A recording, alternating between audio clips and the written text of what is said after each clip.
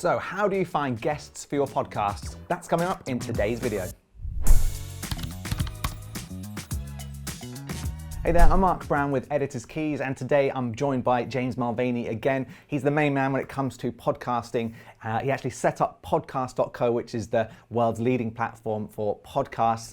And I want to bring him in today to talk about how you can use guests on your podcast and how you can actually bring them in for a show. So welcome again, James. It's good to have you. Thanks for having me. Yeah, it's exciting to be back again. I think guests, to start off with, I guess the argument is, like, why have guests? Why build a podcast based around interviewing other people? And I think, there's a couple of reasons really to do this. Number one, you get access to some incredible people that you wouldn't normally have the opportunity of speaking to. So you can learn a lot from them, and ultimately you can produce some really, really good content. I guess it's very similar to sort of this setup, isn't it? Yeah. If you get someone in who knows more than you about another subject, you can educate your audience, you can educate yourself. It's really beneficial for everyone. The other reason is because, generally speaking, when you get a guest on your podcast, they'll want to share it with their networks as well, which is a fantastic marketing tool, helps build your podcast audience, and ultimately will help grow your business as well, because you're exposing yourself to audiences that perhaps weren't aware of you beforehand. Definitely. And that's a good thing, actually, because exact reason why I've brought you in, because I think a lot of people can have a bit of an ego, can't they? They think, I've got to do the podcast or a video about every subject, and I've got to try and cover everything. And usually it's a bad thing to do, because you know a million more things than I do about podcasting. Yeah. So it'd be stupid for me to do a podcast about how to do a podcast when we're just starting out ourselves. Exactly. Yeah. I mean, this is the thing. You can really, and again, you can go be super specific about who you want to interview. And again, you can find experts within areas, do you know what I mean? So I think it's a really fascinating way to kind of gain more insights. And I always find it quite interesting when you listen to a podcast where the interviewer, like me now, is learning at the same time as you as the listener. They're asking the questions that you want to learn, and I think that's you've got in your head. Exactly. Yeah, you're taking it in quicker. So when it comes to getting guests, what are some of let's maybe start with the wrong way to do it. What's the worst way you can maybe get guests on your show? Well, I think the worst way to get guests is just kind of have I think you ultimately need to be proactive about it. So the worst thing you can do is just say, fancy being put it out there to everyone and just say, whoever wants to be a guest can be a guest. Because I think what you need to do is have a clear sort of strategy as to who you want to interview, why you want to interview them, the sort of storytelling, whether or not that's one theme running throughout the whole podcast or a different theme on each episode. Think about who your guest could be, do some research, and actually go out and find them. And so what I want to do in this video is give you 5 ways that you can find guests, and then give you a 6th really easy, super cool way, which makes the process really straightforward. Yeah, brilliant, cool. So maybe let's start right at the beginning. So if you've got a podcast for the first time, what is usually what people do to get a guest, and what things would you normally say to people to get them on? Because I think that's maybe a worry for some people if they're maybe a young or a new podcast. What do you say to someone to actually get them on board? There's no magic formula or magic sort of sequence of words, but I think you've got to bear in mind that people's time is valuable. So rather than sort of being wishy-washy about it, I think if you're approaching people using any of these sort of methods I'm going to talk about next, be direct, be kind of concise, don't sort of waffle on too much. And ultimately as well, bear in mind that the guest is giving up their time to be on your podcast. So, there needs to be something in it for them. So, make sure you outline the benefits of this is going to be good for publicity for your business, or, this is going to be a great, branding exercise for your company, or if you're going to grow your personal brand, you're trying to get more coverage that way. My podcast is the way forward. Some podcasts or some podcasters will sort of give some stats, say like we're getting this many downloads per episode. Here's links to our social media, how many followers you've got, your total audience reach, that kind of thing. But again, I think your initial approach should just be direct and sort of forward in a sense. Be honest that you want them to be a guest, and just see their reaction. And then sometimes there's a little bit of backwards and forwards. Other times people are just like, yep, I'm totally up for it.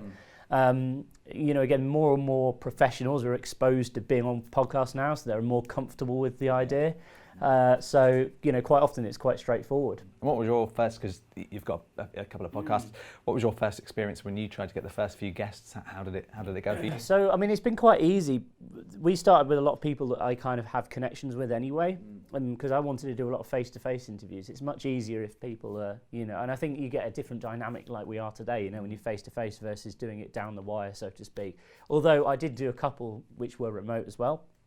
But you know, overall it was pretty straightforward. I would say probably a better answer to the question is, I remember when I was first a guest a few years ago on someone else's podcast, and I'd never done it before, and it was a video interview, and I was like, just launched a new company. I think this was about 2012 or 13, and then I launched a business called CDNify. This guy came and said, look, we want to interview you for this website, and I was petrified, and I was like, I remember because I had to do it in the evening because he was in the USA, so I was in my apartment at the time, and I was trying to like think, right, okay, what's the best angle here? I don't want to just make it look like I'm sat in my bedroom. You know, I need to make sure it looks professional. Where's the good lighting? And I was literally like, I ended up doing this really weird angle where I had my like laptop on a sort of stand, or I was sat on my sofa with like the window there, and it was just, I just remember being like, and then when it came on, I was like, oh my God, you know, what am I going to say? And it's like, you know, you feel like you need to be all sort of professionals. And it was the first time I'd ever done anything like that back then.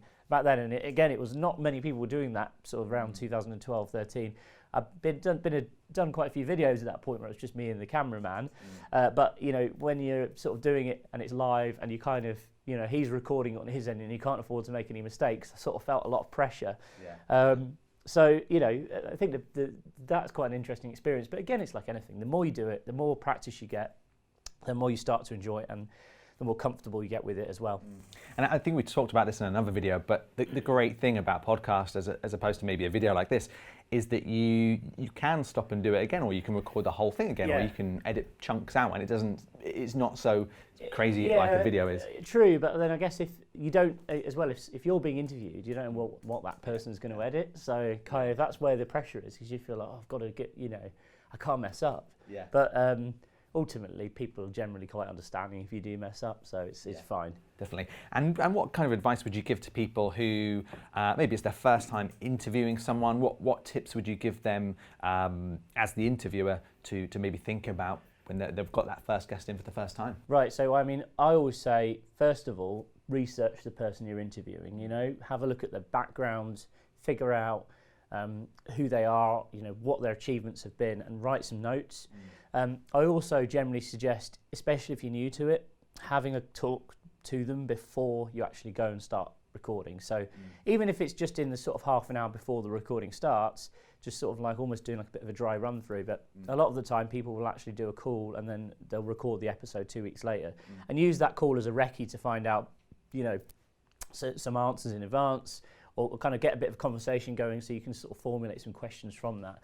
What I would advise against is just using a completely generic set of questions for each podcast. You know, you want to make sure that you're tailoring each episode to that guest. Yeah. I think that's very important as an interviewer. Yeah, definitely. I think like you're saying with the pre-chat that you have, you can sometimes pull out some little nuggets. Sometimes they might just mention something they're doing next week or they've done the week before, and sometimes that can be or can lead you into a great group of questions sometimes.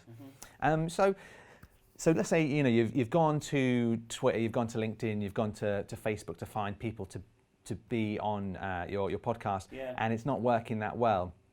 You've recently set up a new business or Matchmaker, yeah. Well, I wanted to get onto that in a bit, but first of all, I'll give you 5 examples of where to find guests. Yeah. You know, so LinkedIn, you've just mentioned, is a good starting point. You make sure you use the filters. It doesn't necessarily have to be one of your existing connections, but reaching out to people on LinkedIn is a good way to start. Also, Facebook, yes, but look at Facebook groups. You know, find groups that are relevant to your industry, your genre, your niche, whatever, and you know, and look at who is active in those groups. Who's got the loudest voice? Who's got some really interesting things to say? You know, again, Twitter's good, but also sites like Product Hunt, where they're launching new products, and everyone on there is sort of scrambling around for publicity almost. So, you know, find some interesting products that link in, you know, well with your audience, approach them, and they're going to be more than happy to appear on your podcast, because you know they're predisposed to saying, like, literally, I'm here to shout as loud as I can about this new product. And finally, I'd say look at crowdfunding sites as well. Just similar to product launch sites, crowdfunding sites, there's some really interesting, innovative products on there. Some kind of like crazy inventor types who have got some really interesting things to say, but in a similar way, everyone's ultimately looking to promote their products. They want to get people contributing to their campaigns. And quite a lot of the time as well, they've got targets to hit. Yeah. So if you find, people on Kickstarter, for example, who are close to that point of no return, when if they don't hit the target, they don't get funded, they're going to be doing everything in their power to get as much promotion as possible. So if you go to them and say, look, do you want to be on my podcast? I'd find very few would probably say no. Yeah, it's a great tip actually, because if someone's already shouting about something, not only are they going to be more interested in doing the podcast, but they've actually got something to talk about as well. Absolutely. I guess you can, if you just reach out to everyone, you may get a few hands up, but what are they going to have relevant to maybe the time or the topic you want to talk about? And then sort of moving on, again, there's all these different platforms you can reach out to people on, but I'd say with the last two, people are more likely to say yes. But for example, on LinkedIn, you have a real mixed result depending on your demographic, etc. So this is why we built Matchmaker, Matchmaker.fm. It's completely free to sign up and use, and it's basically a platform that connects podcasters with guests. So we're kind of billing it as like the Tinder for podcasters. So everyone on there is either looking to be interviewed or looking for people to interview. So it's a really, really effective way to quickly build connections. And especially if you're new to being a podcast guest, perhaps you've not got a lot of experience, you can literally go on there, you can filter podcasts by category, you can find podcasters that are looking to interview people like you, based on, what category they're in, the location, all that sort of stuff. You can filter them right down and be super specific about which podcast you want to appear on, or if you're a podcaster, the guest that you want to interview. Yeah, definitely. I didn't tell you this before we started recording, but I actually signed up for that last night. Oh, right, and it is very, very good. It's super easy to use. And what I like it is, like you say, it does feel a little bit like dating, because you kind of put in your name, where you're based and your interests, and it's kind of as simple as that, really. And that's I think that's the beauty of it. There's no kind of overselling or pitching, or it's like, here I am, here's where I'm based, this is what we're into, and this is what I can help with. Absolutely. Go. But also, as well, my advice to anyone who signs up to the platform is don't just sit and wait for people to contact you. You might get some people contacting you, but be proactive. Ultimately, if you want to get featured on podcasts, you have to go and reach out to them and say, look, here's why I think I'd be a valuable asset for your podcast. Here's what I can show your audience, etc. And don't be afraid to sort of, again, especially in the UK, sometimes we're kind of quite humble about things. But I think you've got to try and be, put your best foot forward and sort of say, here's why I think I'm going to be an amazing guest for you. Yeah, definitely.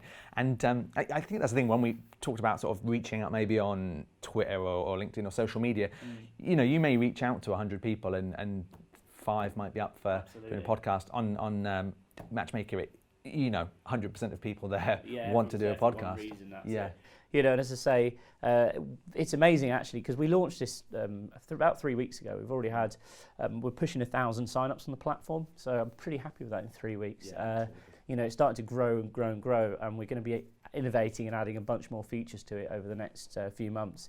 It will eventually introduce a premium tier as well, but there's always going to be a free plan. So, because people are saying, why is this free? Like, is this really free and stuff? But yes, it is 100% free currently, whilst we're in sort of beta. But it's amazing that the connections that have already been made, we're already having people who are saying that they've been booked on like 5 podcasts within a day of signing up. So it's a tremendous opportunity for both podcasters and also industry experts as well, just like you. Yeah, definitely. Cool. Well, we'll put a link to that in the description below, so if you want to check that out, make sure you sign up today. So thanks, James. What we're going to do actually, we're going to take this conversation a little bit further, and in the next video we're going to talk about guests again, but how you can actually use guests for business development. So thanks for watching this video. If you want to see the entire playlist from the start, you can click up here or the description in the link below. Remember to leave any questions in the comment section too, and we'll see you in the next video.